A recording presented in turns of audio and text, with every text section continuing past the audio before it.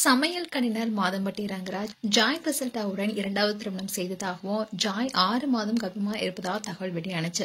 இந்நிலையில ரங்கராஜ் தன்னை ஏமாற்றி விட்டதாகவும் அவர் தன்னை தாக்கியதாகவும் ஜாய் கிறிசல்டா போலீஸ் ஸ்டேஷன்ல கம்ப்ளைண்ட் கொடுத்திருக்காங்க. மாதம்பட்டி ரங்கராஜ் குக்கு வித் கோமல் நிகழ்ச்சியில நடுவராகவும் பிரபல சமையல் கலைஞராகவும் இருக்காரு.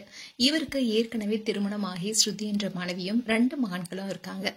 இதற்கிடையில தான் கடந்த ஜூலை மாசத்துல ஆடை வடிவமைப்பாளரான ஜாய் கிறிசல்டா அவங்களுடைய சோசியல் மீடியா பேஜ்ல ரங்கராஜுடன் திருமணம் செய்ததாகவும் 6 மாதம் கர்ப்பமா இருப்பதாகவும் தெரிவிச்சாங்க.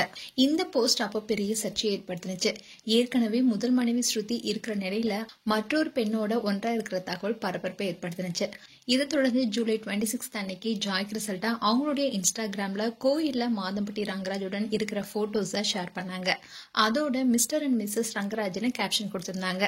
அண்ட் கொஞ்ச நேரத்திலேயே பேபி லோடிங் 2025 என்ற அறிவிப்பையும் வெளியிட்டு மேலும் அதிர்ச்சி கொடுத்திருந்தாங்க.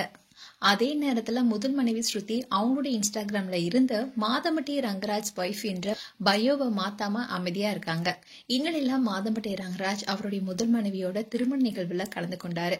இந்த வீடியோ சோசியல் மீடியால பரவி நிலையில தான் இப்போ ஜாய் கிறிசல்டா சென்னை காவல் ஆணையர் அலுவலகத்துல புகார் கொடுத்திருக்காங்க. அதாவது நடிகரும் சமையல் கலைஞருமான மாதம்பட்டி ரங்கராஜ் தன்னை கர்ப்பமாகி ஏமாற்றி விட்டதா புகார் கொடுத்திருக்காங்க. அதோட விஜய் டிவில ஒளிபரப்பாயிட்டு வர குக்கு வித் கோமாளில மாதம்பட்டி ரங்கராஜ் ஜட்ஜா இருக்காரு. அங்க ஷூட்டிங்காக அவர் போயிருந்தாரு. அந்த சமயத்துல மாதம்பட்டி ரங்கராஜை மீட் பண்றதுக்காக ஜாய் கிறிசல்டா போயிருக்காங்க. அப்போ மாதம்பட்டி ரங்கராஜ் தரப்புல இருந்து இவங்களை தாக்கினதா சொல்லியிருக்காங்க.